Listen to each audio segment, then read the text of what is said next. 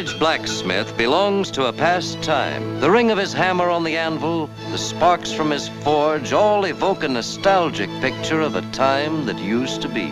A time when a 3-alarm fire was answered by the clanging bells of the old hook and ladder wagons.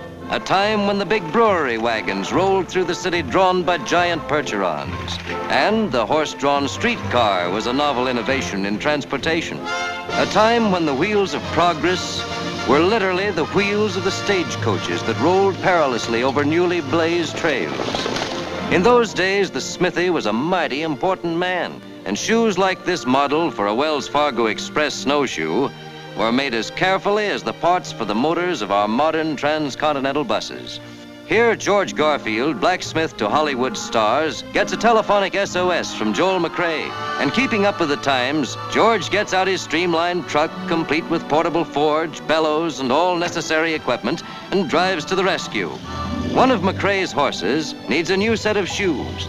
Joel is one of Filmdom's real ranchers. His hobby is raising cattle, and he has some of the finest stock in the country. Garfield whistles to let Joel know he's arrived, forge and all, and Joel comes a-galloping. This might be a scene right out of a Hollywood Western, only there's no pretty girl to rescue and no double-dyed villain to fill with buckshot. Just a horse that's in trouble. The making of a horseshoe is not as easy as it seems. No two horses' hooves are alike. They vary not only because of natural physical differences, but because different types of horses take different kinds of shoes, and age too makes a difference. Here, George Garfield casts a pony's shoe. Notice the difference in size? One can almost fit inside the other. Joel's going to oversee this operation, but the most difficult job of all is the fitting of the shoe to the horse's hoof. Now, how do you like that? Something new in pedicures. Even Joel begins to wonder whether his horse is being shoed or getting a beauty treatment. But no manicurist ever used a file like this. The filing of the hoof is very important and must be done with extreme care. For once the shoe is nailed on, it's on to stay. At least that's what the blacksmith hopes. The outside of the hoof must be filed to conform to the shoe. George is finished with Joel's horse now and is on his way to another customer. This time, Bette Davis. Here on her California estate, Miss Davis takes her horse over a few hurdles. Boy, and how she takes him. What a horse and what a gal.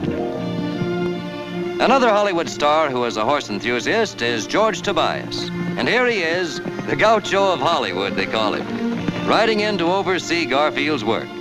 For next to pictures, George's horse is his greatest interest. Well, you can't blame him. It's a mighty fine-looking horse. Who wouldn't be proud to own him? From sounding closer, sir, than on the racetrack. It's Double Talk Cliff Nazaro. Hey, Cliff. If that ever gets in the arm, the whole cattle force is salaried state. The next starts cattle baller, really. Just look, that's no horse, that's a donkey. The cannibal stunning. And if the Hilton's the brought up his pizza stuff. That moved him. Uh-oh, that move didn't last long. There must be easier means of transportation than on a critter like that. Olivia de Havilland, one of the prettiest customers on our traveling blacksmith's list. Well, Olivia, you've gone sort of country, haven't you? Riding the family harrow may be fine for the figure, but that dust you're raising certainly was never mentioned in any beauty hints I've ever read. And here comes George Garfield. We certainly envy him the time he's going to spend on this farm. For Olivia de Havilland is the best back-to-the-farm argument anybody could bring up. Well, here our blacksmith is at Big Boy Williams. Big Boy's polo pony is having shoe trouble, and he's called George out to look him over. Shoe trouble for a polo pony is serious business, as Big Boy well knows. Polo is a nerve-taxing sport for both horse and rider, and demands trigger-like coordination of mind and muscle. And after a chucker, even a big man like Williams is willing to call it a day. Now let's visit Priscilla Lane. Priscilla is another and very ardent member of the early morning canter school. And with Miss Lane as a companion, who wouldn't get up early in the morning for a ride in the country? George Garfield goes to work for Yehudi. No, not the man, but the horse. For that's the name Jerry Colonna has given this beautiful white animal he's riding now. Jerry is very proud of his horse. And well he might be, for this four-legged alumnus of the Equine Blue Book boasts a pedigree that goes way back in horse history. He's a famous parade pony, and looks it, a champion if I ever saw one. George gets out his equipment and gets ready to go to work. These champions are temperamental sometimes, but Jerry has a way with horses. Yes, even if he has to bribe them with sugar. And Yehudi is perfectly willing to be bribed. Garfield's work is not confined to the horses of movie stars alone. Here at the horse show on the California Riviera in Los Angeles, his services come in mighty handy. Tim Holt shows off his horse. Notice his graceful prancing step. And Dennis Morgan and Joan Leslie, out for an afternoon gallop, see a horse show going on and decide to join the other spectators. Watch those riders take the hurdles. And the women aren't going to be outdone by the men, no sirree. Look at those fancy gaiters they're riding. This is one sport in which the fairest sex has always held its own with the men.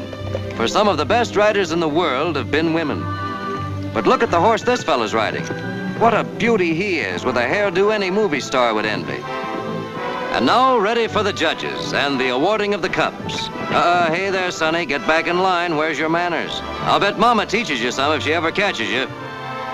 But all things must come to an end, even a busy day such as George Garfield's. For with their reappearance in our national life, blacksmiths will once again resume their ancient and honored place in the American scene.